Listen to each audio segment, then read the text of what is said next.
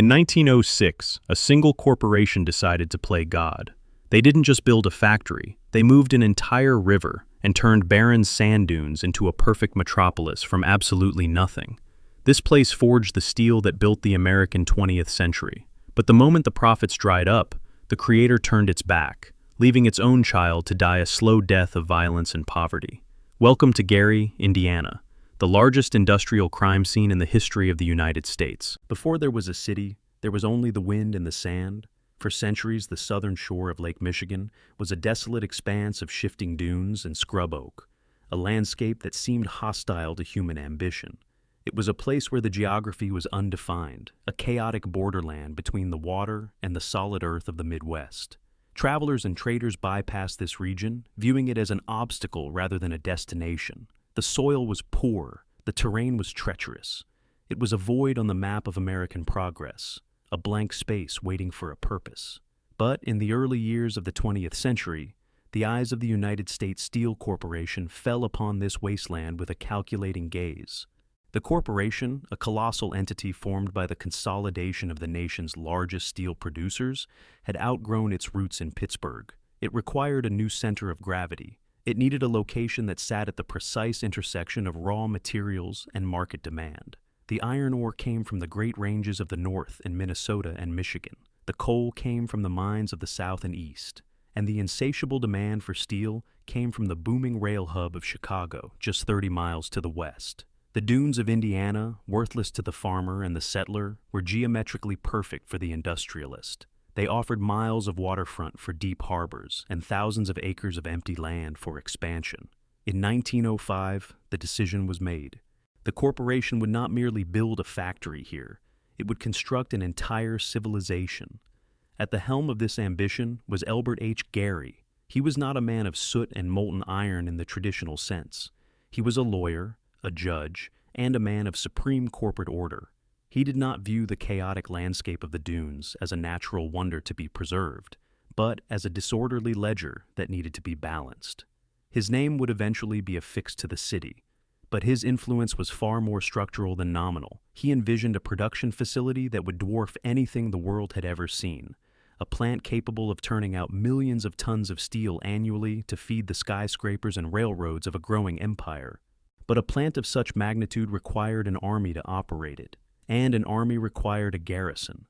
The corporation understood that to maximize efficiency, they could not rely on the haphazard sprawl of existing towns. They needed a workforce that was contained, organized, and available. They needed a company town. In 1906, the United States Steel Corporation officially purchased 12,000 acres of sand and swamp. The price was millions of dollars, a staggering sum that signaled the seriousness of their intent. However, the land itself was resistant to their plans. The topography was rugged and uneven, dominated by hills of sand that rose and fell like frozen waves. More problematic was the Grand Calumet River. The river wound sluggishly through the property, twisting its way toward the lake in a path that cut directly across the proposed site of the steel mills. In a previous era, a settlement might have been built around the river, adapting to the contours of the land. But this was the era of supreme industrial confidence. The corporation did not adapt to nature. It demanded that nature adapt to the blueprint. The order was given to move the river. It was an engineering feat that rivaled the construction of the plant itself. Massive hydraulic dredges were brought in, machines that sucked the sand and water from the earth and spewed it out elsewhere. The engineers plotted a new course for the Grand Calumet, a straight, deep channel that would run parallel to the train tracks, convenient and obedient. They dug a new bed for the river and filled the old one with the displaced sand of the dunes. Over the course of months, the geography of the region was erased and rewritten. The winding natural watercourse was buried, replaced by a canal that served the logic of logistics rather than the laws of hydrology. With the river relocated, the leveling of the site began. The dunes were flattened, valleys were filled. The chaotic undulations of the shoreline were smoothed into a flat, sterile plateau of gray sand, ready to receive the weight of concrete and steel. This was the genesis of the city, not a birth, but a manufacturing process. The Gary Land Company, a subsidiary formed to manage the real estate, began to lay out the grid. They did not design a town for the sake of community. They designed a machine for living. The streets were plotted with mathematical precision, running north to south and east to west. First Avenue was closest to the mill entrance, and the numbers ascended as one moved away from the smoke. Broadway was designated as the central artery, a wide thoroughfare intended to carry commerce and traffic from the train station to the factory gates. The plan was comprehensive. It designated zones for business, zones for housing, and zones for parks. It dictated the materials that could be used for construction. The corporation wanted a town that looked permanent and respectable, a reflection of its own stability. They planted trees in the sand, trucking in black soil from the farmlands to the south to trick the earth into fertility. They laid sewage pipes and water mains before a single house was occupied. It was an inversion of the natural growth of cities. Usually, people gather, and infrastructure follows. Here, the infrastructure waited in the silence of the leveled dunes, anticipating the arrival of the human components. By 1907, the skeletons of the great mills began to rise against the horizon of the lake. They were cathedrals of the industrial age, vast open hearth furnaces and rolling mills that stretched for miles along the water. Simultaneously, the town began to materialize. Houses appeared in rows, graded by the status of the future occupants. There were modest, sturdy homes for the foremen and skilled laborers. There were expansive, elegant residences for the superintendents and engineers. The architecture was conservative and solid, built of brick and stone. Elbert Gary wanted to avoid the squalor that characterized other industrial centers. He believed that a clean, orderly town would produce clean, orderly workers. He believed that if the corporation provided sanitation, libraries, and schools, the workers would repay them with loyalty and high productivity. It was a transaction. The city was a benefit provided by the employer, and in return, the employer expected total control over the environment. The boundary between the corporation and the municipality was non-existent. The mayor, the town council, the police force, in the early days, they were all extensions of the mill's authority. The very ground beneath the residents' feet was owned by the company until it was sold to them, on terms the company dictated. By 1908, the transformation was nearly complete. The first fires were lit in the blast furnaces. The silence of the dunes was broken by the roar of combustion and the shriek of steam whistles. The sky, once clear over the lake, began to darken with the gray plume of progress. Trainloads of workers began to arrive, drawn by the promise of wages that were rumored to be the highest in the world. They came from the rural towns of America. They came from the crowded ports of Europe. They stepped off the trains onto the platform of a city that smelled of wet cement and fresh lumber. They saw the straight lines of Broadway stretching out before them, lit by electric arc lamps that hummed in the twilight. They saw a city that had not grown, but had been installed. It was a miracle of capital and will. The grand experiment had begun.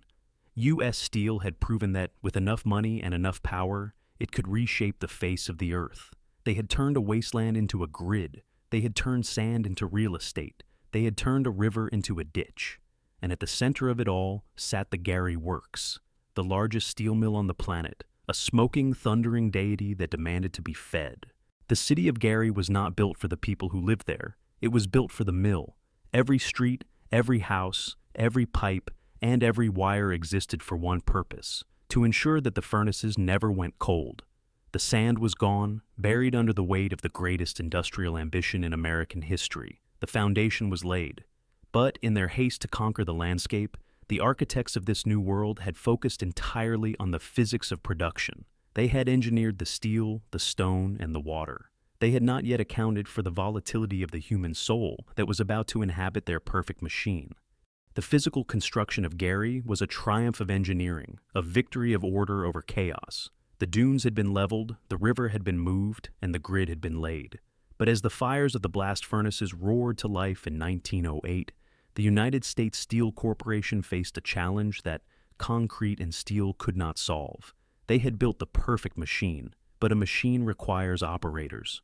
To keep the fires burning 24 hours a day, 7 days a week, the corporation needed a workforce that was as reliable, predictable, and efficient as the rolling mills themselves.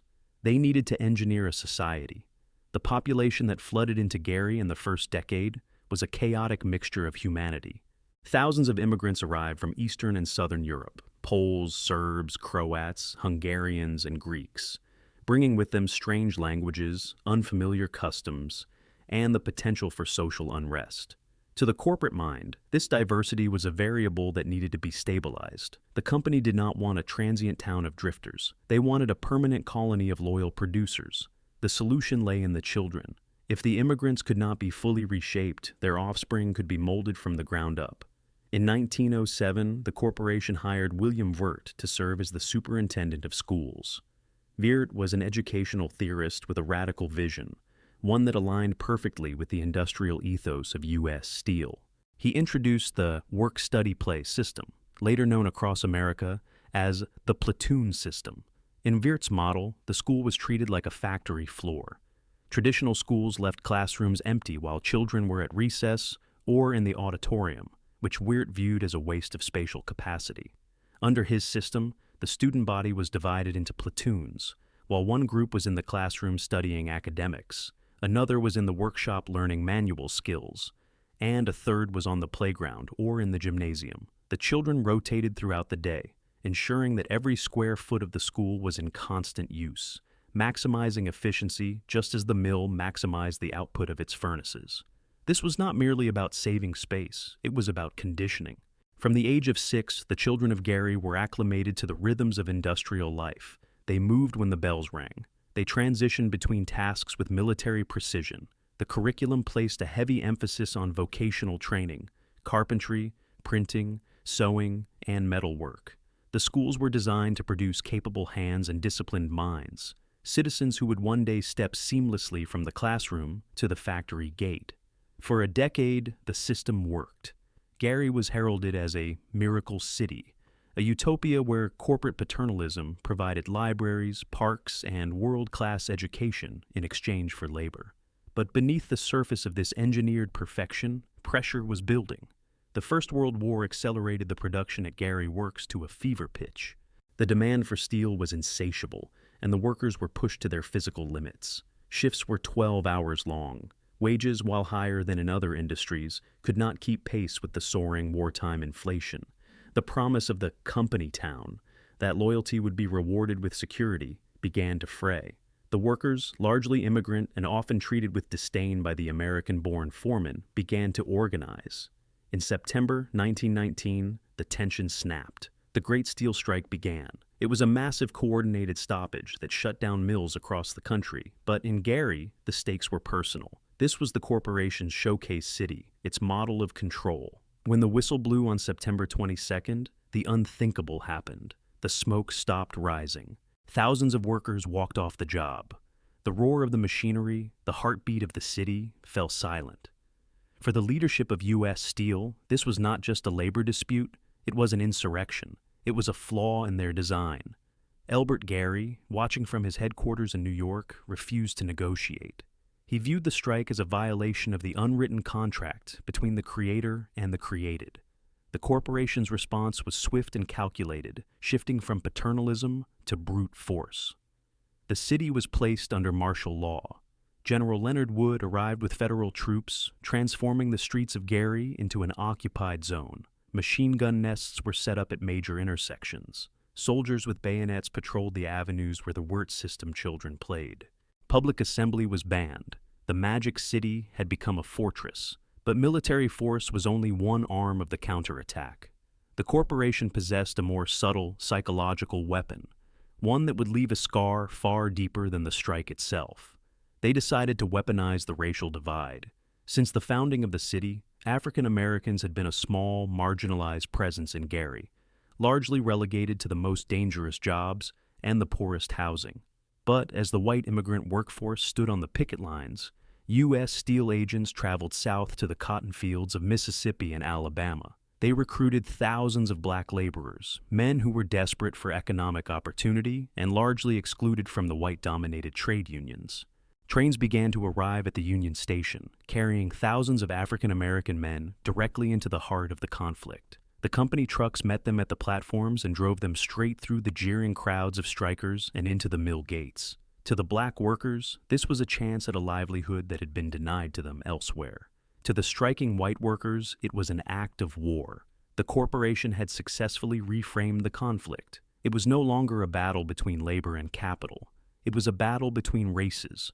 The solidarity of the strikers crumbled under the weight of suspicion and hatred. Violence erupted not just between workers and soldiers, but between neighbors. The immaculate grid of the city became a map of ethnic and racial turf wars. By January 1920, the strike collapsed. The union was broken. The workers returned to the mills, defeated, accepting the 12-hour shifts and the frozen wages. The furnaces roared back to life, and the smoke returned to the sky, signaling that the machine was running once again. U.S. Steel had won. They had proven that they retained absolute control over their creation. However, the victory came at a cost that would not be paid for decades. The social engineering had succeeded in restarting production, but it had injected a poison into the community's bloodstream. The white working class now viewed their black counterparts not as fellow laborers, but as tools of the company, enemies to be contained. The black population, having tasted the industrial wage, was not going to leave. They settled in the narrow confines of the Midtown district, hemmed in by restrictive covenants and hostility. The perfect society was now built on a fault line of resentment. The corporation had saved the factory by breaking the community. The Wirt schools continued to ring their bells, and the children continued to march in their platoons, but the innocence of the experiment was gone. The engineered society had faced its first test, and while the structure held, the foundation had cracked. The uneasy silence that had fallen over the city following the labor wars of 1919 did not last. The Great Depression had quieted the mills for a time, banking the fires and leaving the workforce in a state of suspended animation. But in December 1941, the world broke open. The attack on Pearl Harbor sent a shockwave through the American industrial spine, and the epicenter of the reaction was Gary, Indiana. Overnight, the mandate for United States Steel shifted. The logic of the market, which had dictated production based on profit and demand, was suspended. In its place came a command economy driven by a single, insatiable consumer, the War Department. The federal government did not ask for steel, it demanded it. It demanded tonnage on a scale that defied engineering precedents. Gary Works, the sprawling complex that hugged the southern shore of Lake Michigan, was no longer just a factory. It was designated a critical asset of national survival. The transformation was total. The 12-hour shifts that had sparked the riots of the previous generation were reinstated, but this time there were no picket lines. The unions, now organized under the banner of the Congress of Industrial Organizations, signed a no-strike pledge for the duration of the conflict.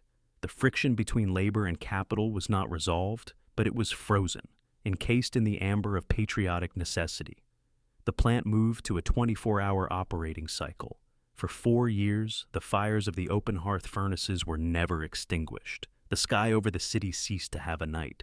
A perpetual sullen orange glow hung over the skyline, visible for miles across the lake in Chicago. It was a beacon of industry, signaling that the foundry of the Allied powers was awake and feeding the front lines.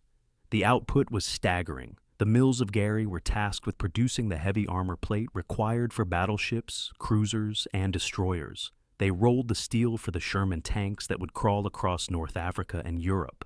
They cast the casings for millions of artillery shells. Every slab of metal that left the rail yards was a direct contribution to the kinetic force of the war effort. The city began to measure its existence not in dollars, but in the weight of destruction it could manufacture. However, the machine required human fuel, and the war had drained the city of its young men. Thousands of steelworkers, the sons of the immigrants who had built the town, traded their fire-resistant coats for army fatigues. To fill the void, U.S. Steel looked to sources of labor it had previously ignored or marginalized. The gates of the plant opened to women. They arrived not as secretaries or clerks, but as welders, crane operators, and scarfers. Dangerous, physically demanding roles that had been the exclusive domain of men since the Iron Age. These women, many of them wives and daughters of the deployed soldiers, stepped onto the factory floor amidst the heat and the noise.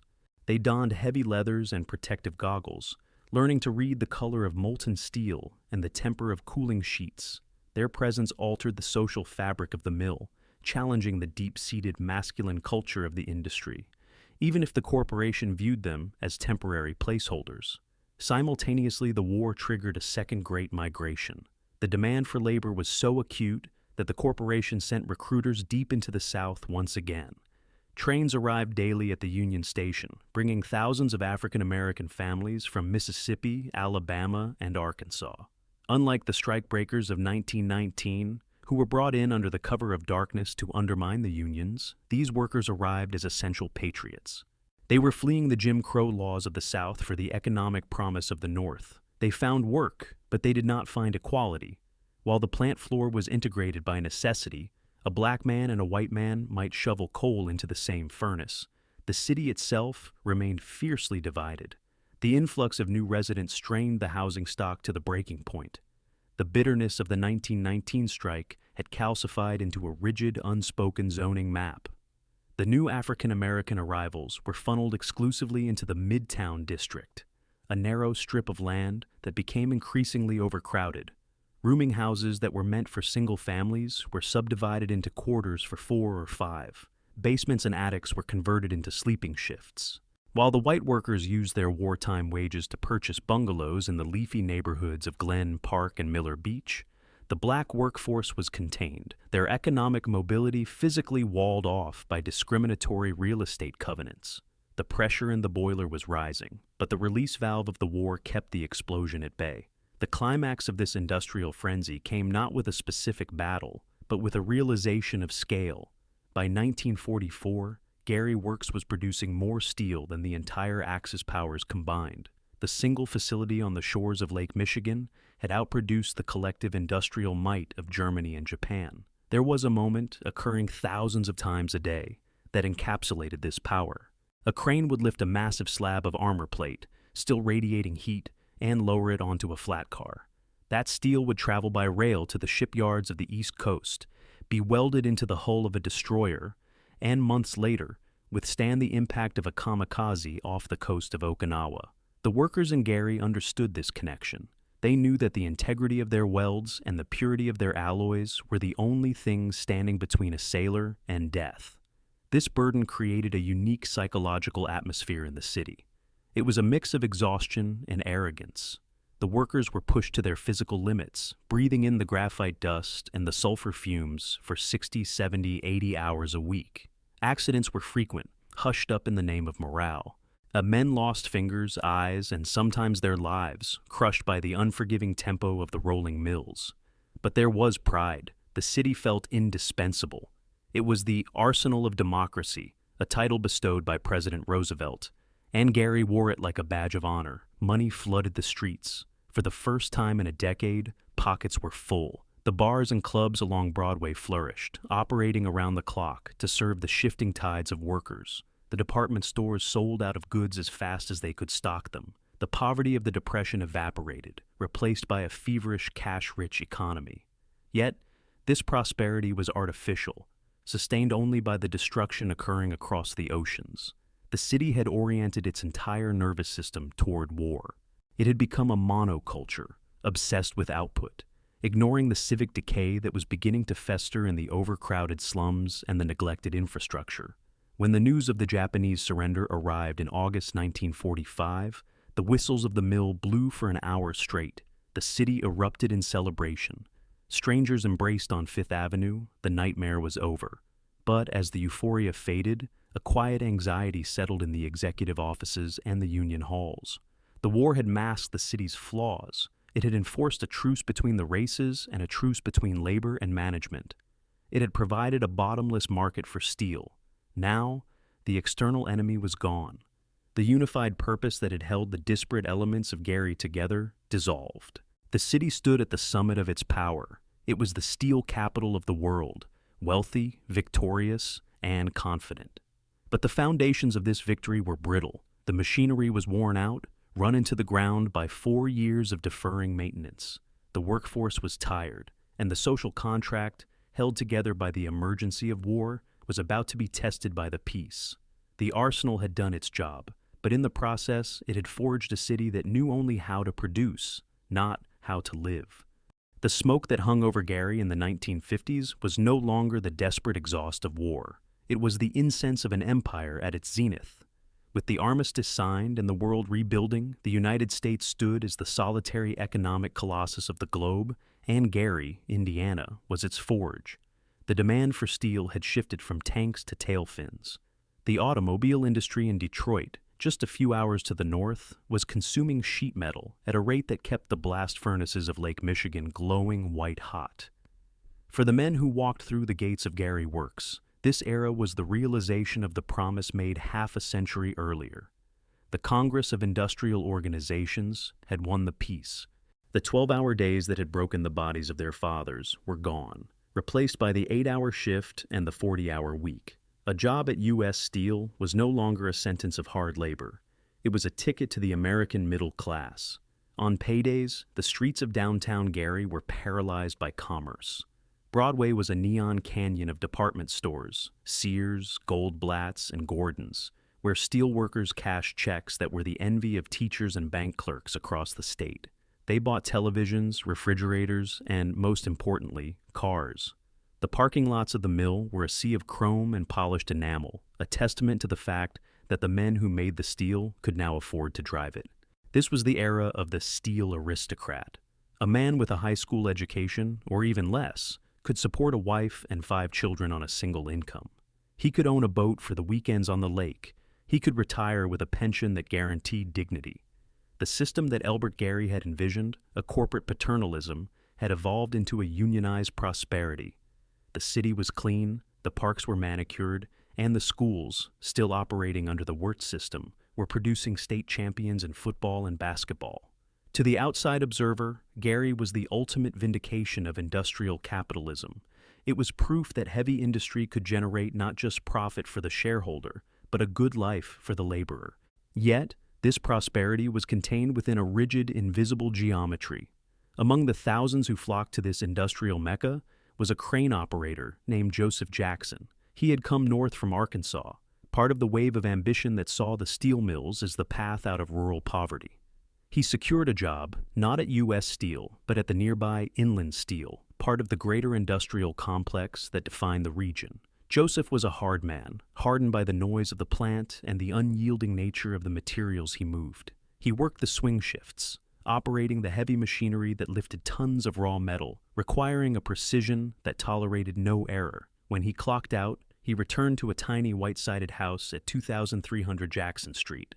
The house was a box, barely large enough for a couple, let alone a family that would eventually grow to include 9 children.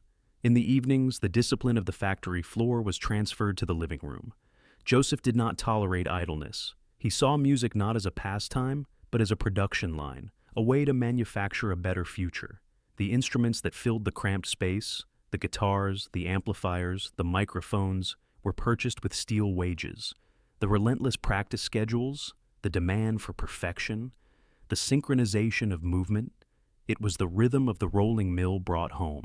The Jackson 5, who would soon explode out of Gary to conquer the world, were not an anomaly. They were a product of the city's specific intensity. They were forged in the same heat and pressure that created the I-beams for the skyscrapers of Chicago. But the Jackson family's living situation revealed the cracks in the golden facade. Joseph Jackson made good money. In a free market, a man with his income would have moved his large family to a spacious bungalow in the leafy neighborhoods of Glen Park or Miller Beach, areas within the city limits that boasted wide lawns and quiet streets. But Joseph Jackson could not move. Gary was a city divided by a line as impenetrable as the Berlin Wall. The city planners and real estate boards had utilized restrictive covenants, legal clauses and property deeds that prohibited the sale of homes to anyone of African descent. These covenants were enforced by the banks, which refused mortgages to black families looking to buy outside designated zones, and by the social pressure of the white neighborhoods, which viewed integration as a threat to their property values. The result was the Midtown District. Midtown was not a slum in the traditional sense of economic destitution. Its residents were employed. They had union cards and savings accounts. They drove late-model Cadillacs and Buicks. But they were trapped in a geographical cage. As the black population of Gary swelled, drawn by the booming mills, the boundaries of Midtown did not expand. The density became suffocating. Single-family homes were carved up into kitchenettes and boarding rooms. Basements were converted into apartments. The infrastructure, designed for a population half the size, began to fail. Sewers backed up. Schools in Midtown ran double shifts not out of efficiency, but because there were simply too many children for the classrooms. At the intersection of 21st and Broadway, the contrast was visceral. On one side of the street stood the pristine, white-only businesses and neighborhoods, protected by the police and the unspoken laws of the city. On the other side was a bursting, vibrant, but structurally failing ghetto of the middle class. The Golden Cage created a unique and volatile energy. Because the black doctors, lawyers, factory workers, and musicians were all forced to live in the same few square miles, Midtown developed a rich, self-contained culture. It was a city within a city, with its own nightclubs, its own newspapers, and its own hierarchy. But it was a pressure cooker.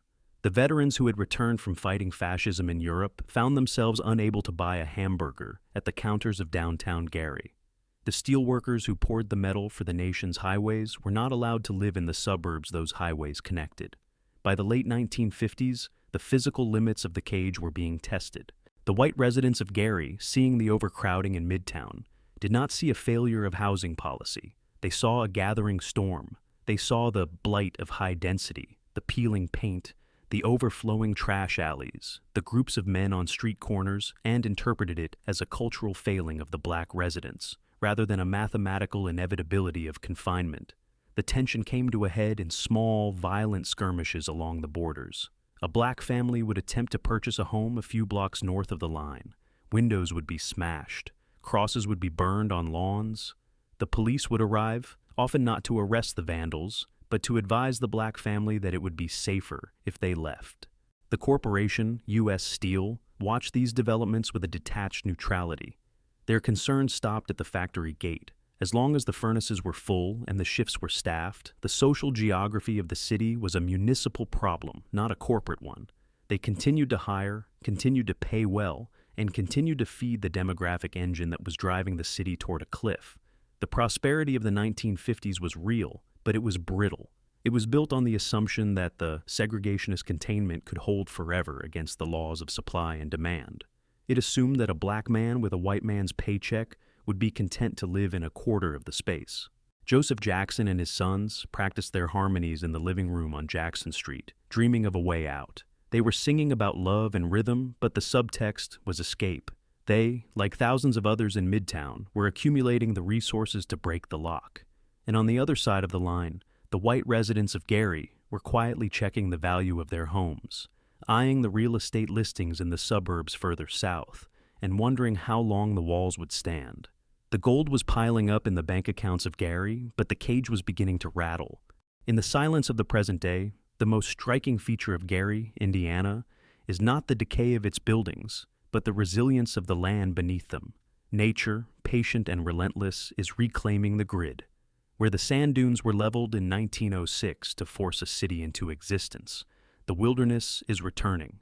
Trees grow through the collapsed roofs of library branches. Vines strangle the brick facades of the abandoned post office. Deer graze in the overgrown yards of what were once executive mansions. The geometric perfection that Elbert Gary commissioned, the straight lines, the orderly blocks, the segregation of function, is being erased by the chaotic, organic growth of a forest. To walk through these neighborhoods is to witness an archaeological site in real time. It is an American Pompeii, but preserved not by ash, but by abandonment. However, if one stands in the middle of this desolate quiet and listens closely, a low, rhythmic thrumming is audible on the wind. It is a sound that has not ceased for over a century. It is the heartbeat of the monster that lives next door. The United States Steel Corporation's Gary Works is still there. This is the great paradox and the final tragedy of the story. The narrative of the Rust Belt is usually one of closure, of padlocked gates and cold furnaces. But Gary Works never closed. It adapted, it evolved, it shed its human skin and replaced it with silicon and hydraulics. Today, the plant is the largest steel mill in North America. It is a marvel of modern efficiency, producing millions of tons of high-grade steel annually for the automotive and construction industries. It generates billions of dollars in revenue. Its smokestacks still dominate the shoreline, white plumes rising against the blue of Lake Michigan, signaling a thriving, profitable enterprise. But the umbilical cord that once connected the factory to the city has been severed. The relationship is no longer symbiotic. It is parasitic. The plant sits on the lakefront, occupying the city's most valuable land, yet it exists as a sovereign state. The executives and the specialized technicians who operate the computerized rolling mills do not live in the bungalows of Glen Park. They live in the distant suburbs of Crown Point and Valparaiso. They commute in on dedicated highways that bypass the city streets, entering the mill through fortified gates that turn their backs on the urban ruin just yards away. The corporation, following the ruthless logic of global capitalism, successfully argued in court that the assessed value of its aging equipment should be lowered. The tax revenue that once paved the roads and funded the schools of Gary plummeted, even as the output of steel remained steady. The machine survived, the city did not. This reality forces a reevaluation of the entire history of Gary. It was never a community. It was a campsite for labor. It was a temporary housing solution for the human components of the mill. When those components were rendered obsolete by technology, the campsite was simply abandoned. The residents who remain, roughly 69,000 people in a city built for nearly 200,000, are living in the wake of this withdrawal. They are not ghosts. They are the survivors of an economic experiment. They maintain community gardens in the vacant lots where houses once stood. They paint murals on the boarded-up storefronts of Broadway. There is a profound, stubborn dignity in their refusal to disappear, a human warmth that persists in the cold shadow of the blast furnaces. But their struggle is isolated. The city of Gary has been effectively quarantined by its neighbors, cut off from regional investment, viewed as a containment zone for poverty and the consequences of industrial decline. The secondary narrative of this final chapter is the warning that Gary broadcasts to the rest of the world. For decades, sociologists and economists treated Gary as an anomaly, a worst-case scenario caused by a unique storm of racism and mismanagement. But as the 21st century progresses, Gary looks less like an exception and more like a prototype. It was the first casualty of a new economic order where capital is mobile, but communities are fixed. It demonstrated that a corporation can extract the labor, the health, and the resources of a place, and then move on without penalty when the ledger dictates a change in strategy. It showed that a city built around a single industry is not a municipality, but a company asset, subject to liquidation. The ruin of the City Methodist Church, with its roof open to the sky and its floor covered in snow, stands as a monument to this transaction. It was built with steel money for steel workers, to pray to a god that the corporation approved of. Now, it is a Gothic skeleton, a cathedral to a religion that lost its believers. As the sun sets over Lake Michigan, the lights of the Gary Works turn on. The orange glow of the molten iron reflects off the clouds, illuminating the darkened streets of the city below. It is a beautiful, terrifying sight. The fires are still burning, the trains are still moving, the steel is still flowing. The Creator is alive and well. It is only the creation that has perished. In the end, the question posed at the beginning of this story returns. Was it murder, or was it suicide? The city did not kill itself. The people of Gary, the immigrants who shoveled the sand, the African Americans who fled the Jim Crow South, the families who built the bungalows, did not choose this fate. They fought for their unions. They fought for their civil rights. They fought to keep their homes even as the property values collapsed to zero. They were overwhelmed by forces larger than any mayor or any picket line. They were dismantled by the invisible hand of the market, which determined that their labor was no longer required. Gary is not a failure of its people. It is a failure of the promise that capitalism makes to democracy, the promise that economic growth will lift all boats. In Gary, the tide went out, and it never came back. The story of Gary, Indiana, is the story of the American century, with the ending stripped of its Hollywood gloss. It is a testament to what happens when a society values the product more than the producer. Gary didn't die of natural causes. It was murdered by the changing times and the cold math of a balance sheet. By the mid-1960s, the invisible walls that had contained the African American population of Gary were groaning under the weight of sheer numbers. The golden cage of Midtown could no longer hold the demographic reality of the city. The black population had surpassed 50%, yet the levers of political power remained firmly in the grip of a white political machine that operated out of the county seat in Crown Point. The tension was no longer confined to the borders of neighborhoods. It had moved into the voting booths. The catalyst for this rupture was Richard Gordon Hatcher, A young attorney who had moved to Gary in the late 1950s, Hatcher was an anomaly in the city's rough-and-tumble political landscape. He was articulate, legally brilliant, and unwilling to wait for the gradualism that the white Democratic leadership advised. He did not ask for a seat at the table. He demanded the gavel. In 1967, Hatcher announced his candidacy for mayor. To the established order, this was an existential threat. For decades, the Lake County Democratic Organization had relied on the reliable votes of the steelworkers to maintain control. They assumed that the black vote could be managed through patronage and minor concessions. Hatcher shattered this assumption. He ran on a platform of reform, directly challenging the corruption and the segregation that defined the city's administration. The campaign of 1967 was not a standard municipal election. It was a referendum on the identity of the city. The reaction from the establishment was visceral. The local Democratic machine, prioritizing race over party loyalty, took the unprecedented step of disowning their own nominee. They threw their support behind the white Republican candidate, a furniture dealer named Joseph Radigan. It was a stark signal to the white working class. The party label didn't matter, maintaining the racial hierarchy did. The atmosphere in Gary turned poisonous. Rumors circulated that if Hatcher won, the city would burn. Conversely, whispers in Midtown suggested that if the election was stolen, the steel mills would stop. The National Guard was placed on alert, stationed just outside the city limits. The Federal Department of Justice sent observers to monitor the polls, anticipating fraud and intimidation. On November 7, 1967, the city held its breath. When the returns came in, the numbers were razor thin. Hatcher had won by fewer than 1,400 votes. The impossible had happened. Gary, Indiana, a city built by a corporation and ruled by a machine, had elected one of the first African-American mayors of a major U.S. city. In Midtown, the celebration was ecstatic. It was viewed as a liberation, a dismantling of the cage. But in the living rooms of Glen Park, Miller, and the West Side, the mood was funereal. The response was immediate, and it was devastating.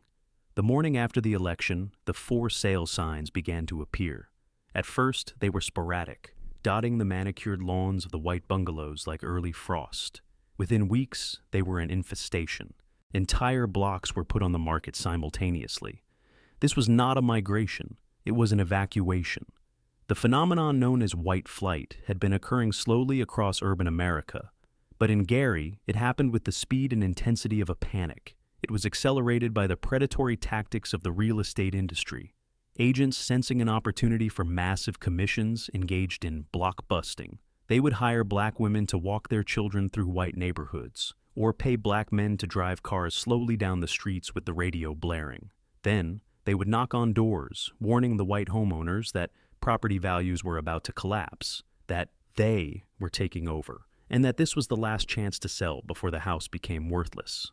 Fear, monetized and weaponized, dismantled the community. Families that had lived in Gary for 2 generations, whose grandfathers had shoveled sand to build the foundation of the city, packed their belongings into moving vans.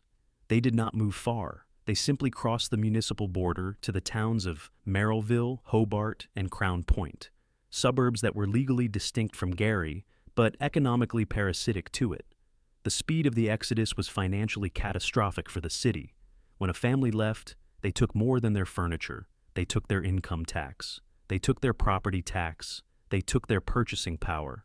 The commercial corridors felt the impact first. The department stores on Broadway, the jewels of the downtown district like Gordon's and Sears, saw their foot traffic evaporate. The white shoppers from the southern neighborhoods refused to come downtown, driven by a perception of danger that was amplified by rumor and prejudice. The black shoppers, now free to enter, did not have the collective capital to replace the departing wealth.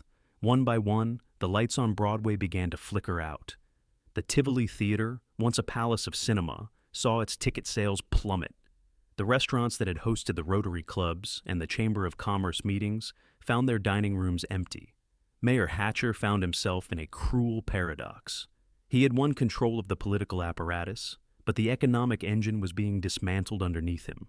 He had inherited the keys to the city just as the treasury was being looted by geography. He attempted to stem the tide. He secured millions in federal grants from the Johnson administration, launching model cities programs to build public housing and job training centers. He tried to court new businesses, but capital is cowardly. The banks, now operating from the suburbs, redlined the entire city of Gary. They refused to issue loans for home improvements or small business expansions within the city limits. The infrastructure, built for a city of 180,000 prosperous citizens, still had to be maintained. The miles of roads still needed to be paved. The fires still had to be fought. The garbage still had to be collected. But the tax base required to pay for these services had driven away in a U-Haul truck. By 1970, the census revealed the scale of the hemorrhage. The white population of Gary had dropped by nearly half in just a few years. The city was becoming monoracial, not by law, but by abandonment. The psychological toll on those who remained, both the elderly white residents too poor to move and the black residents who had hoped for an integrated future, was profound. The city began to look different. With no buyers for the thousands of homes flooding the market, vacancies rose. A house that sat empty for a month became a target for vandalism. A window would be broken, then a door would be kicked in, then the copper piping would be stripped.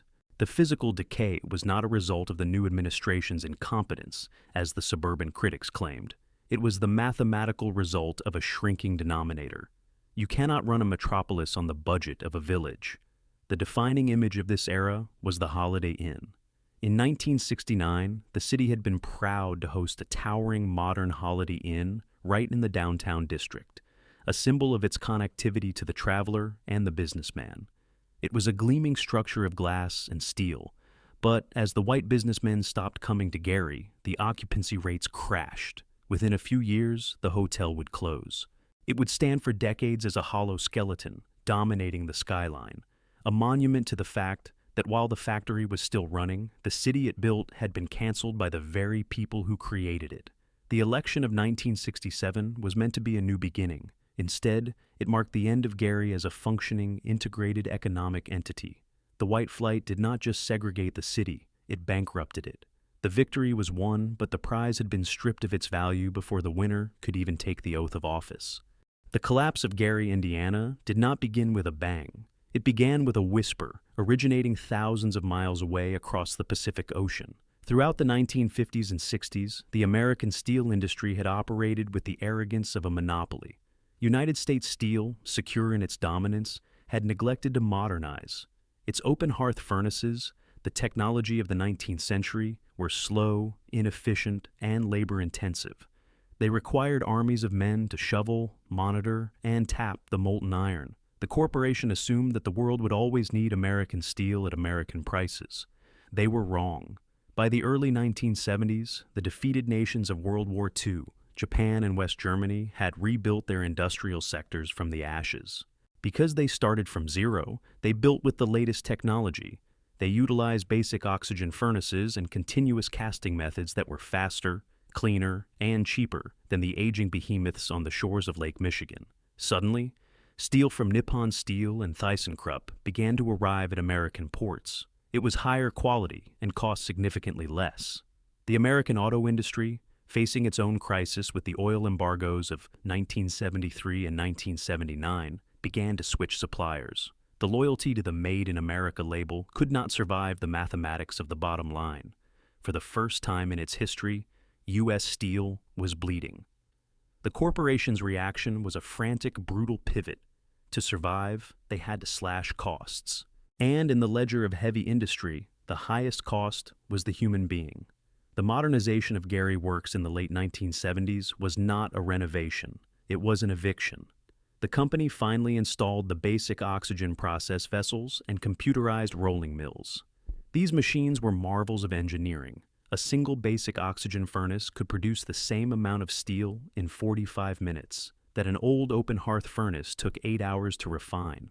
But the new machines did not need shovels. They did not need sweat. They needed only a few technicians in air-conditioned control rooms to watch the dials.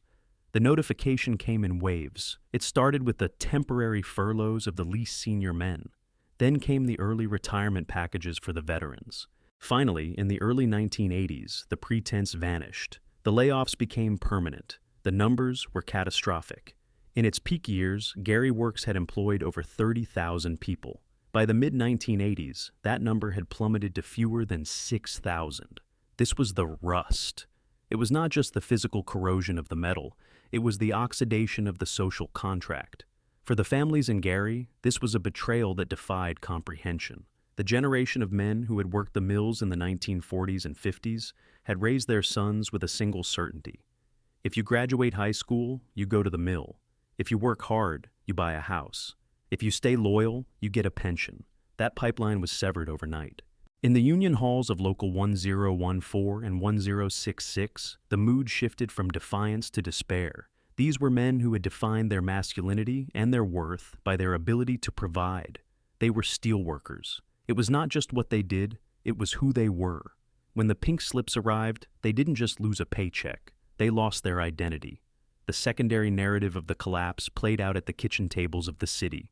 With the white population largely gone to the suburbs, the brunt of this industrial downsizing fell upon the black middle class that had fought so hard to escape the golden cage of Midtown. They had finally achieved political power with Mayor Hatcher, and they had finally gained access to better neighborhoods, only to have the economic floor fall out from under them. Foreclosures swept through the city like a plague. A family that could not pay the mortgage left the house. In a healthy market, a new family would move in. But in Gary, there were no new families. There were no jobs to attract them. The house sat empty. The pipes froze in the winter. The scrappers came in the night to strip the copper wiring. The roof began to leak. The multiplier effect, which had once pumped dollars into the local economy, now worked in reverse with devastating efficiency. When a steelworker lost his job, he stopped buying cars. The dealership on Broadway closed. He stopped eating at the diner closed. He stopped buying clothes. The department stores, Sears, Hudson's, Goldblatt's, shuttered their windows. Downtown Gary, which had been a neon-lit canyon of commerce just 15 years prior, became a ghost town. The storefronts were boarded up with plywood. The wind from the lake blew trash down empty avenues. The City Methodist Church, once the spiritual pillar of the community, held its final service in 1975, its congregation too small and too poor to heat the massive sanctuary. It was locked up and left to rot, the first major domino in the city's architectural collapse. But the cruelest twist of the 1980s was the paradox of the mill itself. Gary Works did not close. Unlike other Rust Belt cities like Youngstown or Pittsburgh, where the mills went cold and were demolished, the Gary plant remained active. In fact, after the brutal restructuring and automation, U.S. Steel returned to profitability. The new automated mill was one of the most efficient steel producers in the world. The factories were still there. The smokestacks still poured white vapor into the sky. The trains still carried coils of steel out to Detroit. But the gates were locked to the people of Gary. The city and the company, which had been born as conjoined twins, were surgically separated. U.S. Steel became a fortress, a self-contained island of industry that generated wealth for shareholders in New York and executives in Pittsburgh, but offered nothing to the city that bore its name except pollution. Mayor Hatcher and the city administration were helpless. They could not tax the robots. They could not force the company to hire unnecessary workers. The tax revenue from the plant plummeted as the company successfully appealed its assessments, arguing that its old equipment was now worthless. The people of Gary were left stranded. They were trapped in a deindustrialized landscape that offered no alternative. There was no tech sector waiting to be born. There was no service industry to absorb 20,000 manual laborers. By 1985, the transformation was absolute. The magic city of 1906 had become a trap. The men who roamed the streets were not shift workers waiting for the whistle. They were ghosts of an economy that had moved on. The silence that fell over the neighborhoods was heavy and suffocating. It was the silence of a machine that had been turned off, leaving the operators to wait in the dark for a restart that would never come.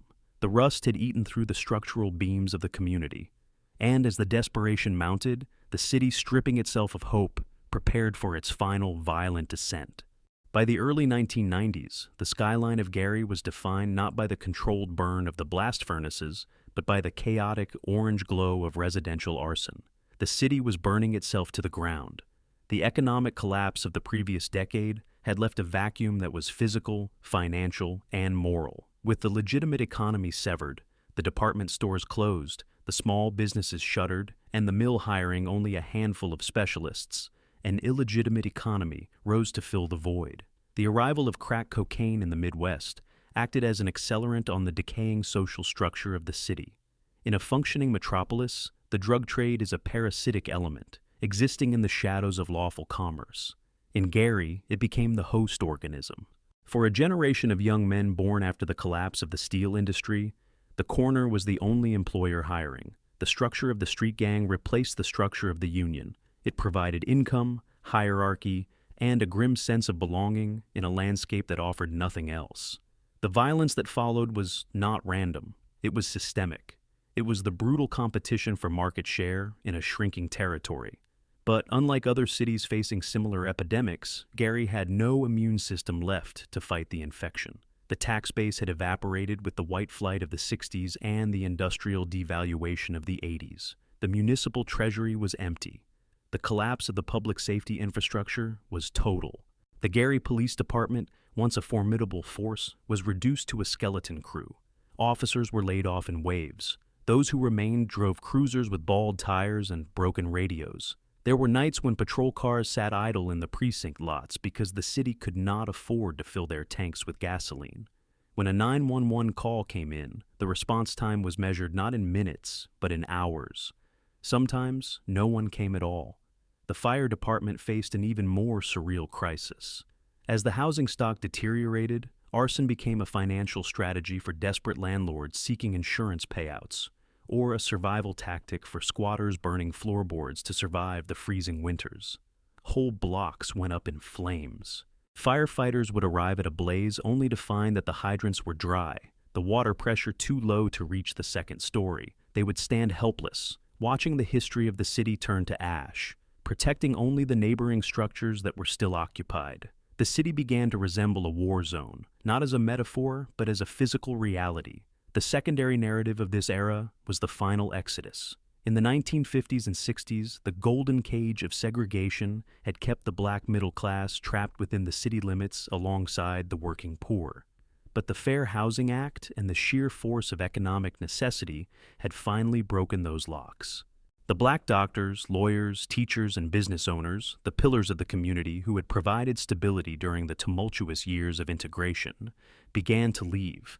They moved to Merrillville, to Schererville, to the very suburbs that had once barred their parents. Even the Jackson family, the city's most famous sons, had long since relocated to California, their childhood home on 2300 Jackson Street, becoming just another small shrine in a sea of blight. This was the brain drain, a phenomenon less discussed than white flight, but equally devastating. It left behind a concentration of disadvantage that was almost chemically pure. The only people remaining in Gary were those who lacked the resources to leave. It was a population of the elderly, the very young, and the trapped. The climax of this descent arrived in 1993. For years, the violence had been escalating, a steady drumbeat of shootings and assaults. But 1993 was the year the mathematics of death became undeniable. In a city whose population had shrunk to roughly 116,000 people, there were 110 homicides. The per capita murder rate was nearly 3 times that of Chicago, the murder capital of popular imagination. It was significantly higher than New York City or Los Angeles. When the national statistics were released, Gary, Indiana, was officially designated the murder capital of the United States. The title was a scarlet letter. National media crews descended upon the city, not to document the struggle of the residents, but to film the ruin. They captured footage of the Gothic skeleton of the City Methodist Church, the empty palace of the Union Station, and the endless rows of hollowed-out bungalows. They interviewed grieving mothers and exhausted detectives. To the rest of America, Gary became a punchline, a cautionary tale of urban dystopia. It was presented as a place of savage anarchy, a Lord of the Flies scenario played out in the Rust Belt. But the reality on the ground was far more tragic than the sensational headlines. The violence was intimate. It was not stranger-on-stranger crime. It was neighbor-on-neighbor. It was the implosion of a community under extreme pressure. In the emergency room of Methodist Hospital, doctors and nurses became trauma specialists on par with combat medics. They treated gunshot wounds with a frequency that numbed the soul. The sound of the city was the siren. It wailed through the night, a constant reminder of the chaos bouncing off the empty brick walls of the downtown corridor. And looming over this carnage, visible from almost every crime scene, were the smokestacks of the U.S. Steel plant. The mill continued to hum. The automated lines rolled out coil after coil of high-grade steel. The profits for the corporation in the early 90s were stabilizing. The executives drove into the plant via a dedicated highway ramp that allowed them to bypass the city streets entirely. They worked their shifts in the sterile, dust-free control rooms, and then they drove home to the safe, quiet suburbs. The separation was complete. The company town had become a necro-city, a graveyard surrounding a fortress. The corporation did not intervene to stop the violence. It did not offer to fund the police force or rebuild the schools. It simply built higher fences. By the end of the decade, the fire had burned itself out. Not because the problems were solved, but because there was little left to destroy. The gangs had decimated each other. The drug market had stabilized into a grim equilibrium. The population continued to plummet, dropping below 100,000. Gary had survived its own suicide attempt, but it was changed forever. It was no longer the city of the century. It was a ruin, a place where nature was beginning to reclaim the grid. Trees grew through the roofs of collapsed libraries. Deer grazed in the front yards of abandoned mansions. The murder rate eventually fell, but the silence that replaced the sirens was not the peace of recovery. It was the quiet of exhaustion. The murder capital label faded, but the scar tissue remained, thick and unyielding, covering a city that had been sacrificed on the altar of industrial efficiency. History isn't just about what happened. It's also a warning about what could happen again. Gary, Indiana, is no exception. It's a mirror. Look closely, and you might see your own city reflected. If you enjoyed this insightful exploration of the hidden history of American industry, please hit like and subscribe to my channel. That helps us keep these stories alive. And let me know in the comments. Do you think corporations have a moral obligation to the cities they build? Or is business simply business? Thank you for watching, and see you in the next part about the ruins.